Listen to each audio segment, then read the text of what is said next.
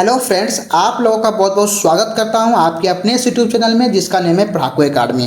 दोस्तों, आज के इस वीडियो में हम लोग बीएसएससी का प्रीलिम्स का ऑफिशियल पेपर डिस्कस करने वाले हैं जो 2011 को हुआ था। इस वीडियो में हम लोग जनरल स्टडीज का क्वेश्चन डिस्कस करने वाले हैं। और आप लोगों को पता होगा कि बीएसएससी एग्जाम में जनरल स्टडीज से 50 क्वेश्चन 50 क्वेश्चन पूछे जाते हैं। ठीक है, उसी तरह से रीजनिंग का 50 क्वेश्चन पूछे जाते हैं, मैथ से 25 क्वेश्चन पूछे जाते हैं और 25 क्वेश्चन फिर जनरल साइंस से पूछे जाते हैं। तो हम इस वीडियो में जनरल स्टडीज का 50 क्वेश्चन में से 25 क्वेश्चन इस वीडियो में हम डिस्कस करेंगे। ठीक है, नेक्स्ट 25 क्वेश्चन जो है वो नेक्स्ट वीडियो में हम लोग डिस्कस कर लेंगे। ठीक है, और आप लोगों को अगर ये वीडियो का जो पीडीएफ है वो अगर डाउनलोड करना चाहते हैं तो आप हमारे एप्लीकेशन को अभी से डाउनलोड कीजिएगा। कंपटीशन मॉक्स करके हमारे प्ले स्टोर पर एप्लीकेशन है जिसके अंदर आपको फ्री पीडीएफ, टेस्ट सीरीज सभी कुछ मिल जाएंगे। सभी एग्जाम का यहाँ पर आपको, चाहे वो बीएसएससी हो चाहे वो एसएससी हो, सभी एग्जाम का जितने भी कम्पिटिटिव एग्जाम है उन सभी का आपको यहाँ पर फ्री में टेस्ट सीरीज मिल जाएंगे। और यहाँ पर इस वीडियो का भी आपको यहाँ पर पीडीएफ मिल जाएगा। ठीक है, जितने भी हमारे वीडियो अपलोड होंगे सभी का जो पीडीएफ है हमारे एप्लीकेशन के अंदर मिल जाएगा। आप अभी से डाउनलोड कीजिएगा, लिंक आपको डिस्क्रिप्शन बॉक्स में मिल जाएगा।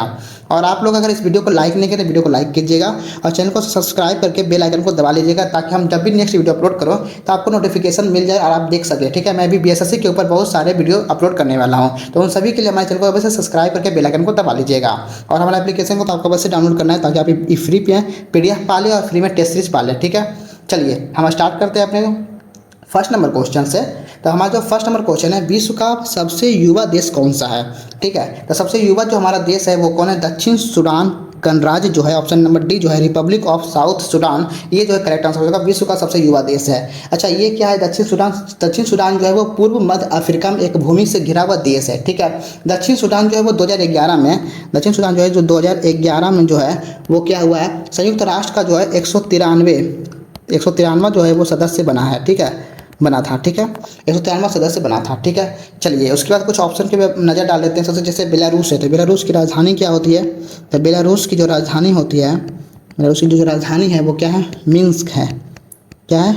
मिन्स्क है। उसके यहाँ पर कुछ ऑप्शन और देखते हैं। अजरबैजान जो है इसकी राजधानी क्या है? अजरबैजान की राजधानी जो होता है वो बाकू है।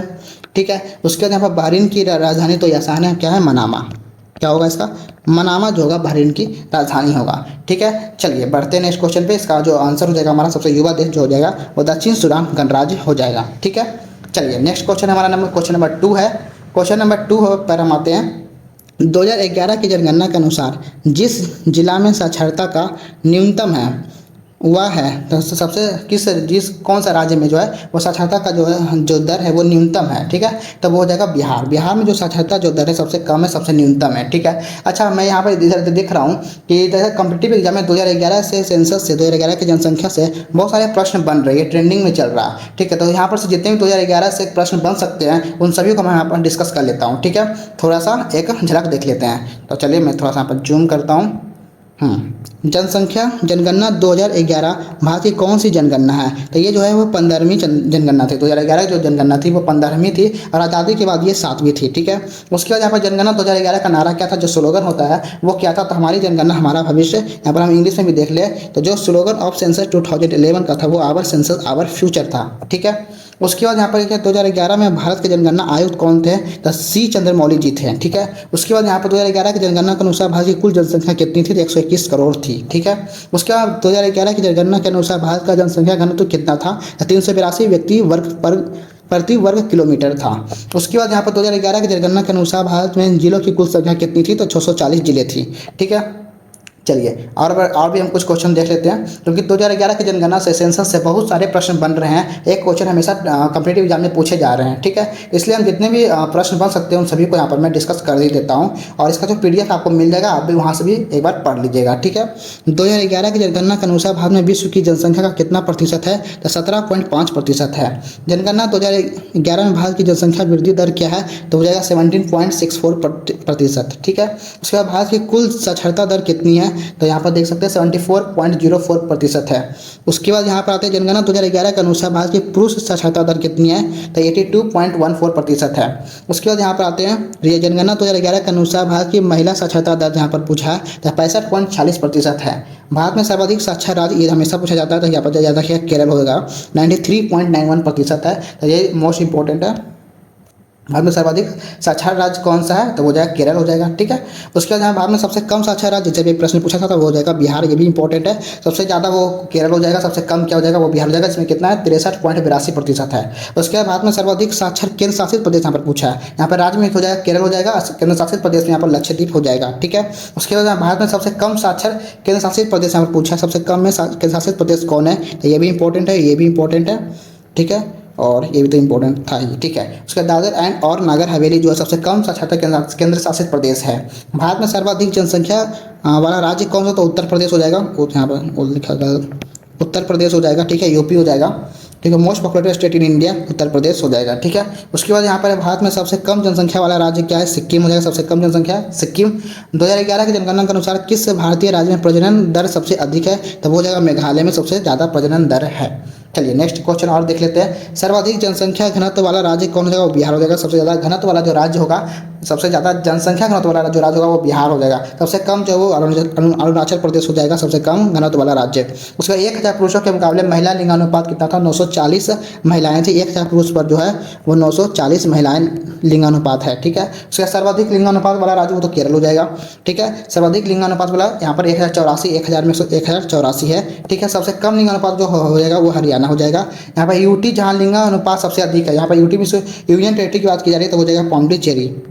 पौंडीचेरी में हाईएस्ट सेक्स रेशियो है, सबसे ज़्यादा लिंगानुपात सबसे अधिक है, और सबसे कम किस में है तो वो लक्षद्वीप में। ठीक है, यूटी में यहाँ पर है, यूटी जहाँ लिंगानुपात सबसे कम है तो वो हो जाएगा लक्षद्वीप। ठीक है, नेक्स्ट हम कुछ क्वेश्चन और देख लेते हैं। सर्वाधिक शहरी जनसंख्या वाला राज्य कौन हो जाएगा, तो वो हो जाएगा Maharashtra. State which has highest urban population हो जाएगा महाराष्ट्र। ठीक है, उसके बाद state which has lowest urban population सबसे कम जो हो जाएगा सिक्किम में हो जाएगा। State which has highest rural population हो जाएगा उत्तर प्रदेश में। गाँव का सर्वाधिक जो ग्रामीण जनसंख्या वाला जो राज्य है उत्तर प्रदेश हो जाएगा।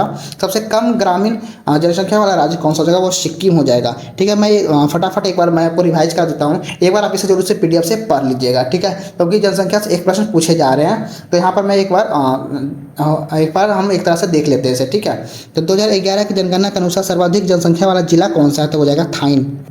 ठीक है, क्या हो जाएगा यहाँ पर थाने एक तरह से हो जाएगा, यहाँ पर शायद हिंदी मिस्टेक है। यहाँ पर थाने जो है वो सबसे ज़्यादा मोस्ट डिस्ट्रिक्ट, ये भी इंपॉर्टेंट है, ये यहाँ से प्रश्न बन रहे हैं। ठीक है, उसके बाद यहाँ पर है कि 64,429 जनसंख्या के साथ किस केंद्र शासित प्रदेश की जनसंख्या सबसे कम है, तो हो जाएगा लक्षद्वीप। उतना इंपॉर्टेंट ये है नहीं।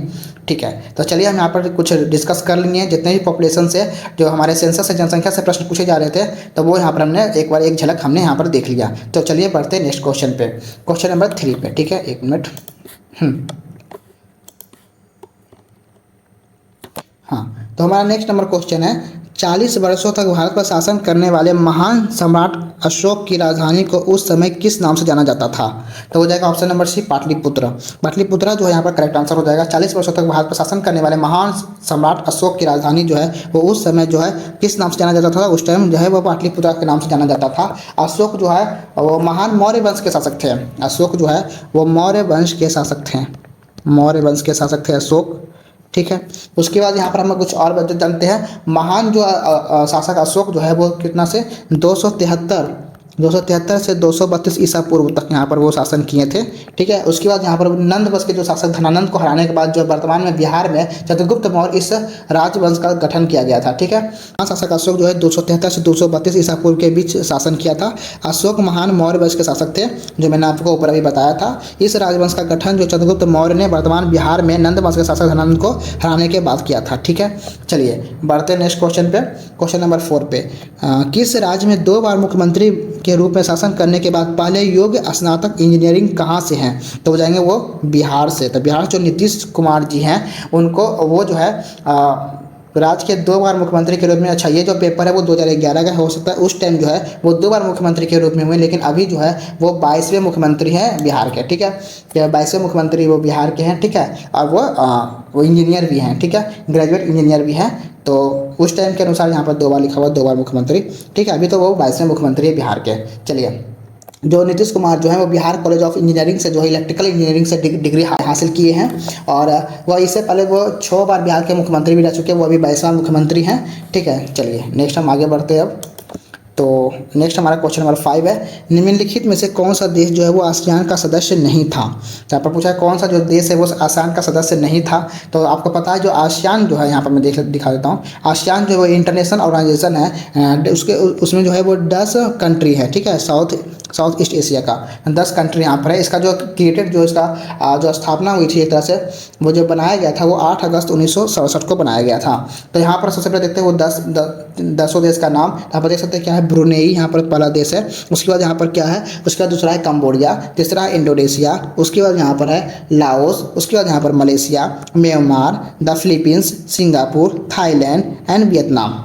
तो यहाँ पर इतना सारे देश हैं, ठीक है। यहाँ पर 10 देश है। यहाँ पर पूछा है क्या क्वेश्चन में, इकोनॉमिक में से कौन सा जो है आसियान का देश नहीं है। तो वियतनाम है, ब्रुनेई भी है, म्यांमार भी है, बट बांग्लादेश जो है वो यहाँ पर आसियान का सदस्य नहीं है, ठीक है। तो ऑप्शन नंबर सी जो है हमारा करेक्ट आंसर हो जाएगा। चलिए बढ़ते हैं नेक्स्ट क्वेश्चन पे। हमारा नेक्स्ट क्वेश्चन है, name of the state from where the first president of India was elected. उस राज्य का नाम बताइए जहाँ से भारत के पहले राष्ट्रपति चुने गए थे। तो आपको पता है भारत के पहले राष्ट्रपति कौन थे, डॉक्टर राजेंद्र प्रसाद जी थे। तो डॉक्टर राजेंद्र प्रसाद जी वो कहाँ से थे, वो बिहार से थे। तो बिहार जो है वो करेक्ट आंसर हो जाएगा। भारत के पहले राष्ट्रपति डॉक्टर राजेंद्र प्रसाद जी वो बिहार राज्य से थे, ठीक है। तो चलिए यहाँ पर डॉक्टर राजेंद्र प्रसाद के बारे में कुछ हम जानकारी यहाँ से लेते हैं। तो डॉक्टर राजेंद्र प्रसाद जो है भारत के पहले राष्ट्रपति के रूप में कार्य किए थे। 26 जनवरी 1950 से 13 मई 1962 तक इस पद पर रहे। सबसे लंबे कार्यकाल तक ये कार्य किए, ठीक है। उसके बाद 3 दिसंबर 1984 को इनका जो जीरादेई बिहार में जन्म हुआ था। अब डॉक्टर राजेंद्र प्रसाद भारतीय स्वतंत्रता संग्राम में एक प्रमुख व्यक्ति और एक दिग्गज नेता थे। भारतीय राजनीति में अपनी विनम्रता, बुद्धिमत्ता और राष्ट्र के प्रति समर्पण के लिए प्रसिद्ध थे, ठीक है। तो यहाँ पर डॉक्टर राजेंद्र प्रसाद के बारे में कुछ इन्फॉर्मेशन है जो कि आपको पता होना चाहिए, क्योंकि इनका कार्यकाल जो है वो लंबे समय तक रहा है, 1950 से लेकर 1962 तक, ठीक है, रहा है। ये भारत के पहले राष्ट्रपति थे जो बिहार से हैं, ठीक है। चलिए नेक्स्ट आगे बढ़ते हैं। सिखों के 10वें गुरु गोविंद सिंह का जन्म कहाँ हुआ था। गुरु of six Guru Govind Singh was born in. तो गुरु गोविंद सिंह का जो जन्म हुआ था वो पटना में हुआ था, ठीक है। वो सिखों के जो 10वें गुरु और अंतिम गुरु थे गुरु गोविंद सिंह, उनका जो जन्म था वो पटना में हुआ था। यहाँ पर देख सकते हैं, यहाँ पर जो मैंने यहाँ पर 10 जो गुरु हैं वो सिखों के, वो यहाँ पर मैंने नोट कर दिया हूँ। तो गुरु गोविंद सिंह जो है वो 10वें गुरु थे, 10th and the last Guru of Sikh, ठीक है। तो यहाँ पर वो अंतिम गुरु थे, ठीक है। गुरु गोविंद सिंह सिख धर्म के 10वें और अंतिम गुरु थे, ठीक है। चलिए आगे बढ़ते हैं, नेक्स्ट क्वेश्चन पे आते हैं हम। हमारा नेक्स्ट क्वेश्चन 8 नंबर है, ठीक है। 1946 में बनी अंतरिम सरकार में डॉक्टर राजेंद्र प्रसाद के पास कौन सा विभाग था। तो डॉक्टर राजेंद्र प्रसाद के पास जो है उस टाइम अंतरिम सरकार में 1946 में उनके पास कौन सा खाद्य और कृषि यहाँ पर था, ठीक है, खाद्य और कृषि विभाग था, ठीक है। फूड एंड एग्रीकल्चर यहाँ पर करेक्ट आंसर हो जाएगा, ठीक है। एक अंतरिम सरकार को जो होता है ना, वो अंतरिम मतलब अस्थायी सरकार के रूप में जाना जाता है। अंतरिम का मतलब क्या होता है, अस्थायी। अंतरिम सरकार का मतलब होता है अस्थायी के रूप में जाना जाता है, ठीक है। तो डॉक्टर राजेंद्र प्रसाद 1946 में जो है वो अस्थायी रूप में जो है वो फूड एंड एग्रीकल्चर खाद्य और कृषि विभाग में थे, ठीक है। 2 सितंबर 1946 को आप एक नोट कर सकते हैं। 2 सितंबर जो है वो 1946 को जो है वो भारत की अंतरिम सरकार का गठन किया गया था, ठीक है। चलिए बढ़ते हैं नेक्स्ट क्वेश्चन में, क्वेश्चन नंबर 9 पे।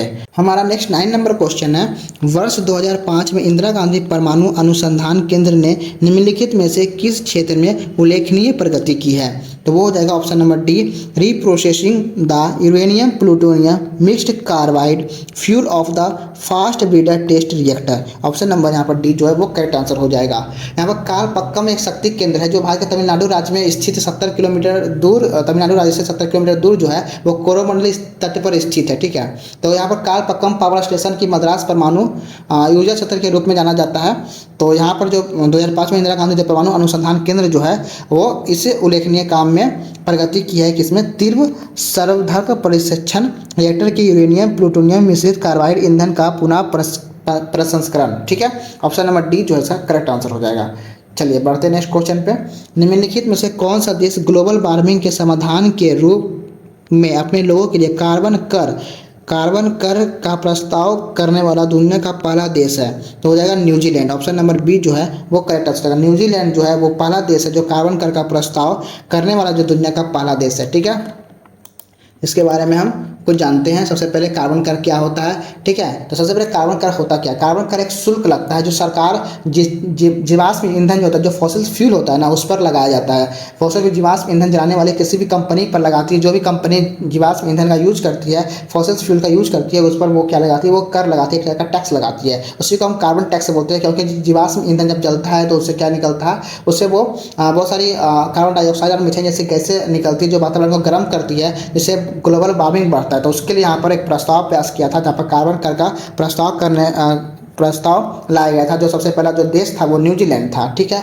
उसके बाद अब यहाँ पर हम सबसे पहले देखें कुछ और ऑप्शन पे आते हैं। तो ऑस्ट्रेलिया यहाँ पर देख सकते हैं। ऑस्ट्रेलिया जो है वो ओशनिया का सबसे बड़ा क्या है, सबसे बड़ा यहाँ पर देश है। आपको पता होना चाहिए ओशनिया एक यहाँ पर महाद्वीप होता है, जिसे कई लोग ऑस्ट्रेलिया बोल देते हैं, बल्कि ऑस्ट्रेलिया एक महाद्वीप नहीं है, बल्कि ओशनिया के अंदर, किसके अंदर, ओशनिया के अंदर ऑस्ट्रेलिया एक बहुत बड़ा देश है, ठीक है। तो यहाँ पर इसलिए उसे ऑस्ट्रेलिया भी कभी कभी बोल देते हैं, लेकिन यहाँ पर ओशनिया महाद्वीप के अंदर एक ऑस्ट्रेलिया सबसे बड़ा देश है। ऑस्ट्रेलिया की जो राजधानी है वो क्या हो जाए, कैनबरा जो है ऑस्ट्रेलिया की राजधानी है। उसके बाद यहाँ पर देखिए और कुछ इन्फॉर्मेशन।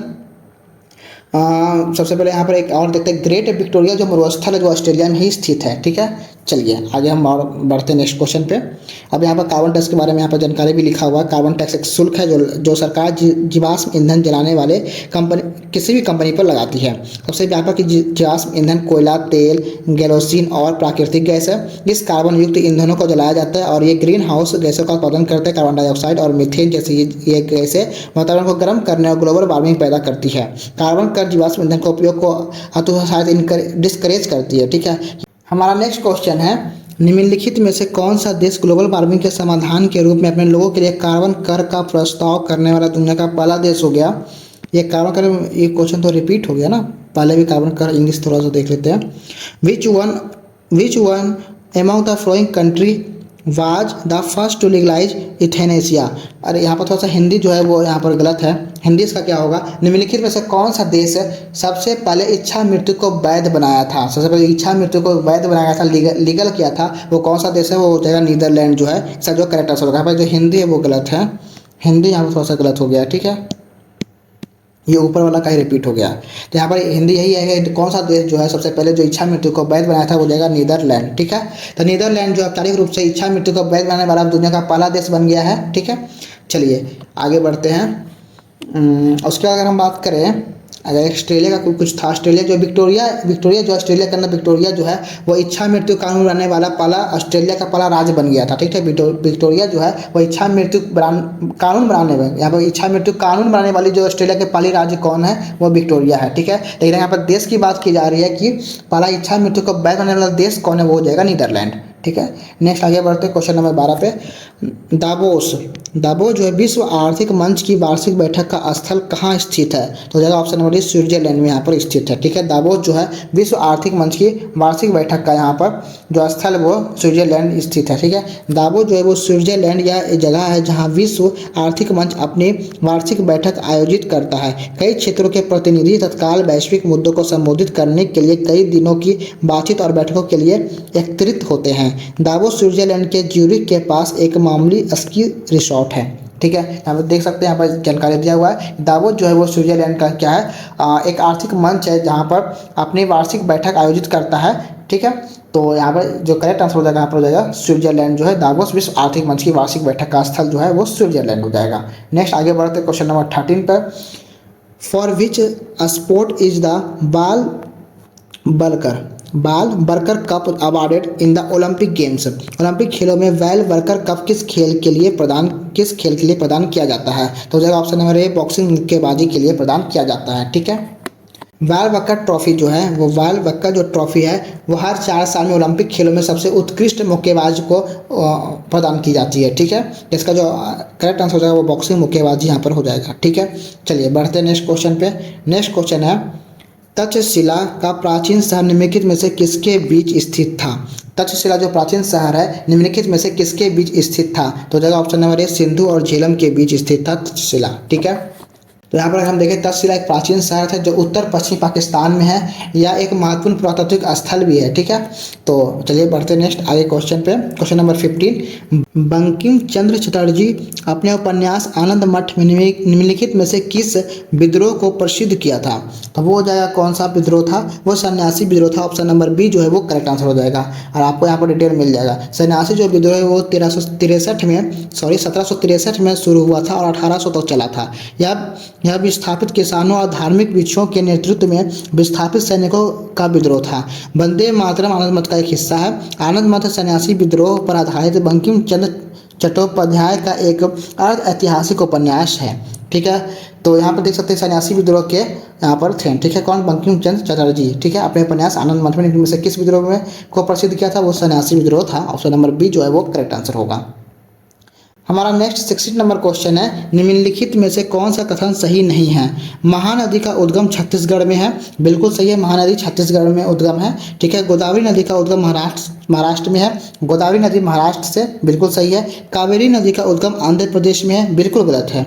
कावेरी नदी का जो उद्गम है वो कहाँ से? वो ब्रह्मगिरी पर्वतमाला कोडागु कर्नाटक से उद्गम होता है। ठीक है, कर्नाटक से उद्गम होता है कावेरी नदी का। यहाँ पर बिल्कुल गलत है। कर्नाटक से और तमिलनाडु राज्य से होकर प्रभावित होती है कावेरी नदी। यहाँ पर जो आंध्र प्रदेश है वो यहाँ पर गलत है। तो ऑप्शन नंबर सी जो है वो कथन बिल्कुल गलत है। और ताप्ती नदी का जो उद्गम है वो मध्य प्रदेश से यहाँ पर बिल्कुल सही है। ठीक है, चलिए, तो महानदी छत्तीसगढ़ बिल्कुल सही था। ठीक है, गोदावरी नदी जो है वो महाराष्ट्र से है। बिल्कुल सही है। गोदावरी नदी जो है पश्चिम घाट के 3 अम्बक पहाड़ियों से उद्गम होता है। ठीक है, यह महाराष्ट्र के नासिक जिले में स्थित है। और तापी नदी जो है मध्य प्रदेश के बैतूल जिले के मुल्ताई के पास से उद्गम होता है उसका। ठीक है, कावेरी नदी यहाँ पर बिल्कुल गलत है, जो आंध्र प्रदेश नहीं, जो कर्नाटक यहाँ पर करेक्ट होगा। कर्नाटक और तमिलनाडु होकर बहती है। ठीक है, चलिए आगे बढ़ते हैं नेक्स्ट क्वेश्चन पे। नेक्स्ट हमारा 17 नंबर क्वेश्चन है, निम्नलिखित में से कौन हिंदुस्तानी शास्त्रीय गायक है? Who among the following is a Hindustani classical singer? तो ऑप्शन नंबर डी जो है वो करेक्ट आंसर है। गंगूबाई हंगल जो है वो हिंदुस्तानी शास्त्रीय गायक है। ठीक है, गंगूबाई हंगल जो कर्नाटक के ख्याल शैली की एक हिंदुस्तानी शास्त्रीय गायिका थी। उन्हें कई पुरस्कार भी मिले, जिनमें शामिल है हिंदुस्तानी संगीत गायन के लिए संगीत नाटक अकादमी पुरस्कार, पद्म विभूषण, पद्म भूषण। ठीक है, और वो जो है वो किराना घराने से संबंधित थी। ठीक है, तो यहाँ पर करेक्ट आंसर हो जाएगा गंगूबाई हंगल। ठीक है, नेक्स्ट हम आगे बढ़ते हैं। कोलंबो से अल्मोड़ा का व्याख्यान निम्नलिखित में से किसके अनुभव पर आधारित है? तो option number D Swami Vivekananda के अनुभव पर आधारित है। ठीक है, स्वामी विवेकानंद का जो जन्म है वो 1863 में हुआ था। ठीक है, उन्होंने जो है वो 1897 में रामकृष्ण मिशन की स्थापना भी की थी। और 1902 में बेलूर मठ में बेलूर मठ में वर्तमान पश्चिम बंगाल में उनकी मृत्यु हो गई। ठीक है, जो भी वर्तमान में बेलूर मठ जो है वर्तमान पश्चिम बंगाल में जो है उनकी मृत्यु हो गई थी। और वह रामकृष्ण परमहंस से प्रभावित थे, और उनके गुरु भी थे। उनके गुरु कौन थे? स्वामी विवेकानंद के वो थे कौन? रामकृष्ण परमहंस थे। कोलंबो से अल्मोड़ा तक का जो व्याख्यान जो है वो स्वामी विवेकानंद के अनुभव पर आधारित है। ठीक है, चलिए आगे हम बढ़ते हैं नेक्स्ट क्वेश्चन नंबर 19 पे। वैज्ञानिक और औद्योगिक अनुसंधान परिषद के अध्यक्ष कौन है? तो हो जाएगा ऑप्शन नंबर सी प्रधानमंत्री। भारत के जो प्रधानमंत्री है प्राइम मिनिस्टर ऑफ इंडिया, वो हो जाएंगे वैज्ञानिक और औद्योगिक अनुसंधान परिषद के अध्यक्ष। ठीक है, आपको पता है अभी वर्तमान में कौन है? नरेंद्र मोदी जी हैं। ठीक है, चलिए आगे बढ़ते हैं, नेक्स्ट क्वेश्चन पे आते हैं। Central water and power research station कहाँ स्थित है? तो ऑप्शन नंबर डी जो है वो खड़कवासला, यहाँ पर करेक्ट आंसर हो जाएगा, खड़कवासला में स्थित है। ठीक है, central water and power research station जो है वो खड़कवासला में स्थित है। ठीक है, जो पुणे में पड़ता है। ठीक है, central water and power research जो स्टेशन है वो खड़कवासला पुणे में स्थित है। ठीक है, चलिए नेक्स्ट आगे बढ़ते हैं। 1857 के विद्रोह के दौरान निम्नलिखित में से किसे एक मित्र ने धोखा दिया, पकड़ लिया और अंग्रेजों द्वारा मौत की सजा दी गई? तो वो हो जाएगा Tatya Tope. Option number C जो है वो करेक्ट आंसर हो जाएगा। ठीक है, तात्या टोपे यहाँ पर करेक्ट आंसर होगा। तात्या टोपे को जो है वो नरवर के राजा जो मानसिंह ने धोखा दिया था। ठीक है, नरवर के राजा मानसिंह ने इन्हें धोखा दिया था। ग्वालियर के सिंधिया विद्रोह के पक्ष में नहीं थे तात्या टोपे। ठीक है, तो यहाँ पर उन्हें धोखा दिया गया था। चलिए नेक्स्ट आगे बढ़ते हैं। तात्या टोपे यहाँ पर करेक्ट आंसर हो जाएगा। हमारा नेक्स्ट क्वेश्चन है, वर्ष 1929 में भारतीय राष्ट्रीय कांग्रेस का लाहौर अधिवेशन जिसकी अध्यक्षता में हुआ था, जिसमें अंग्रेजों से पूर्ण स्वतंत्रता प्राप्त करने के लिए एक प्रस्ताव पारित किया गया था, तो वो जाएगा कौन थे? किसके अध्यक्षता में थे? जवाहरलाल नेहरू द्वारा। ऑप्शन नंबर डी जो है वो करेक्ट आंसर हो जाएगा। ठीक है, जवाहरलाल नेहरू की अध्यक्षता में 1929 1929 में लाहौर सतह विशेष का महत्व रखता है क्योंकि इस सत्र में जो है पूर्ण स्वराज को भारतीय राष्ट्रीय कांग्रेस का लक्ष्य घोषित किया गया था। ठीक है, तो ऑप्शन नंबर डी जो है वो करेक्ट आंसर हो जाएगा। जवाहरलाल नेहरू के बारे में आपको जानकारी देते हैं। जवाहरलाल नेहरू जो भारत के पहले प्रधानमंत्री थे। ठीक है, और जिनका कार्यकाल सबसे लंबा रहा है। ठीक है, भारत संविधान की प्रस्तावना के निर्माता हैं वही। ठीक है, 1962 में भारत चीन युद्ध के दौरान वे भारत के प्रधानमंत्री भी थे। ठीक है, 1955 में उन्हें भारत रत्न से सम्मानित भी किया गया था। नेक्स्ट आगे हम बढ़ते हैं। राज्य के नीति निर्देशक तत्वों में से कौन सा महात्मा गांधी के दर्शन शास्त्र से संबंधित है? राज्य के नीति निर्देशक तत्वों में से कौन सा महात्मा गांधी के दर्शन शास्त्र से संबंधित है? तो ऑप्शन नंबर बी जो है ग्राम पंचायतों की स्थापना।